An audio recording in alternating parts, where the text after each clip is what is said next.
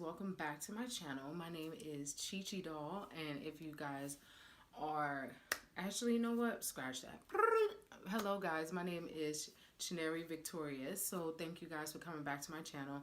So today is an exciting video, you guys. Like, I have some news I need to share with you guys. So if you guys have been following me for some time, especially on my Instagram, I said some things were going to be changing.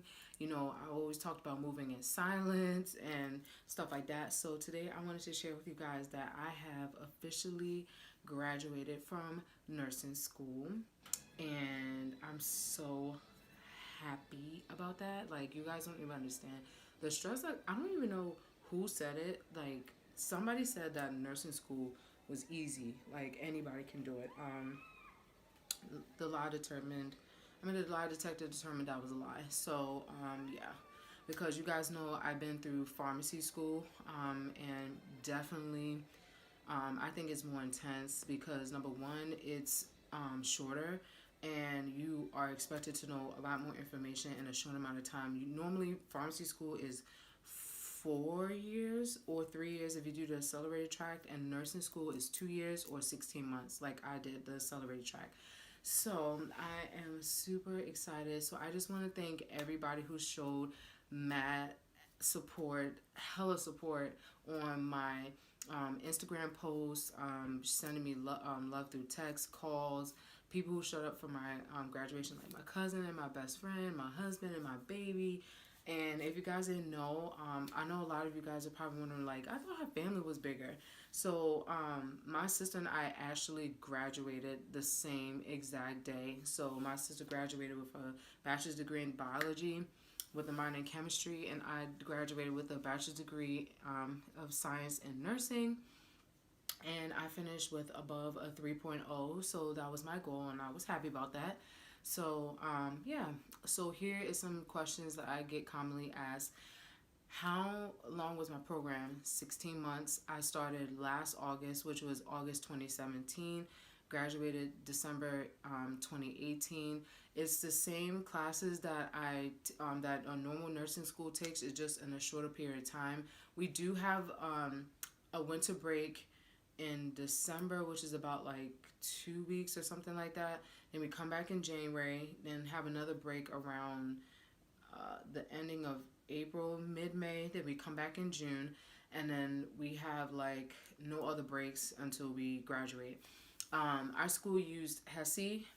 You guys know I hated HESI because I did well on a few, but the majority of them was just like, but yeah, I know friends who were in the same situation, and don't get like, if you're like me and you didn't do well on HESIs all the time, just don't be discouraged, because I had people who literally went through my program and did terrible on HESIs, and they passed the NCLEX in 75 questions using what? UWorld. So yeah.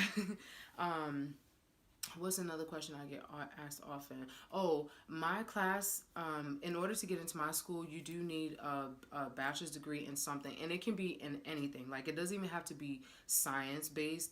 Yeah, science-based. Because we had social work, we had music, we had arts, we had PT. Some people came from PT.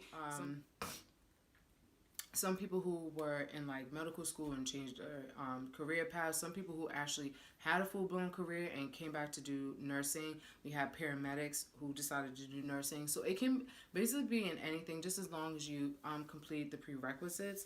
And what was another question that a lot of people asked? How hard was it? It was hard. Honestly, yeah, it was hard. I think the thing that made it hard was that it was so much in such a short period of time that at times you would drive yourself effing crazy. Like you just go crazy, because you're just like, how am I supposed to learn something in one day and literally be tested on it in probably like the next few weeks or whatever? Usually when we started, the core classes was like foundations, and that's pretty much general. The second quarter was med surge, and then you get your specialties in between, like psych, maternity, and pediatrics. Then by the fall, you get med surge 2, and you do your capstone, and then that's pretty much it. Along the way, you do get your clinical. I had a clinical on the med surge floor. I had a clinical on the maternity floor. I had a clinical on the pediatric intensive care unit, And then my med-surg clinical for med-surg 2 was on the cardiac telemetry floor, and I loved it. So now, like, my biggest thing is taking the NCLEX and passing it. So I plan on using Hearst Review because my school used Hearst to teach us, and that was something that we paid for already. So they came out to our school for about, I think it was 2 or 3 days after our classes were over, and we had a review session, and then we still have the program software for however X amount of time, and then you can use it to study from. So I'm planning on using that, and I'm planning on using UWorld. I know UWorld is kind of expensive, and I know like some people in my class, like I know they're doing like they're partnering together to make the cost lower, but I don't want to do that because I just want to track my own progress. Some tips for last semester. So you guys know that I was pregnant. I will still say get lots of rest. Make sure you stay hydrated. Drink like lots and lots of water. If you do have cravings, I do excuse giving into those cravings, but like in moderation, because at the same time you don't want to be like stuffing your face with like sweets or whatever, and then you're not it's not like really healthy, and then you're not having enough energy to stay up. Definitely need a support system. Mine was my husband, because he would wake me up when I fall asleep studying, especially with community, that class. Oh gosh, I used to be sleepy all the time. I would sleep in class. So if you have like friends who can write notes for you whenever you fall asleep, just get those notes for them. I suggest that. I had a main person that her and I were like this, so we would make sure we get our notes from each other. Tips for like if you're pregnant and you're going into clinical would be still same thing. Make sure you have like, I mean, it's up to you, but I would personally tell my clinical instructor, especially for myself, I was in a cardiac floor, which means that I could possibly get put in like a cardiac catheterization lab or anything that had like x-rays or whatever. I knew patients were going to be going there, so I didn't want to tell my clinical instructor at first, but I did because it was smart to be open about it than to seem like I didn't want to do it in case I got picked to go. So she was very understanding. So I watched a cardiac cath. What else did I do? I saw a stress test, EKGs. I saw all that stuff. Sure, like I was in safe distances, or if it was going to be too much, I just didn't go at all. Let me see. Oh, also, when you're in clinical and you're pregnant, make sure you do not sit down too much. If you have to sit down because your feet are hurting or whatever, I would suggest compression socks and a really good shoe that you wear on your feet that's very supportive. Compression socks was like bae for me because I always get like the 9 to 12 HG, and I would not buy any compression socks that did not have like the measurement on it because I would think it's fake. But yeah, what's another thing I want to say? Comfortable. Oh, maternity scrub pants. Make sure you buy maternity scrub pants, especially if you're starting to show. I tried wearing mines, and I think I got up to maybe like 4 or 5 months pregnant, or four and a half months pregnant, or something like that. And it was literally digging, like, oh, I'm burping. It was literally digging underneath my waist, so I had to buy another pair. And there's ones that I got because they were not only maternity, but they were made in tall. Girl, like, you don't even know how hard it was to find tall pants. So I found the website, and I'll link that down below.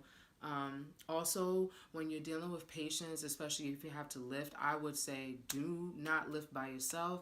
Always remember your body mechanics, and if you do need help, I would ask. I would never tell somebody who's pregnant to try to lift somebody, roll somebody over, especially if the person is like maybe 2-3 times your weight, or you're not feeling steady on your feet or whatever like that. So yeah, and I would also highly suggest that you get lots of snacks. Snack breaks, water breaks, just to keep your blood glucose level up, because I noticed when I got really busy and I didn't really munch on something like a fruit or like a snack or something, like I can feel myself getting really, really, really tired, and that's not really good, nor is it safe for your patients. Let me see another tip. I'm trying to think. I don't think I have any more tips. Yeah. I would just say, take it one day at a time. Don't try to stress yourself. Keep your stress levels low. If there's something like bothering you, or you don't feel comfortable, I would definitely say share it with your clinical instructor. So, yeah. Tips for last semester is definitely just keep your head up high. I know it's hard. I know it was hard. The exams got harder. Definitely say if you need to study in study groups, make flashcards, make study guides. I have those. And yeah, so that's pretty much it. I thank you guys so much for supporting me. I made it. I'm an RN. I'm so pumped. I'm sorry, a BSN. I have to take my NCLEX. And yeah, so thank you guys so much for watching, and I'll talk to you guys later. Bye.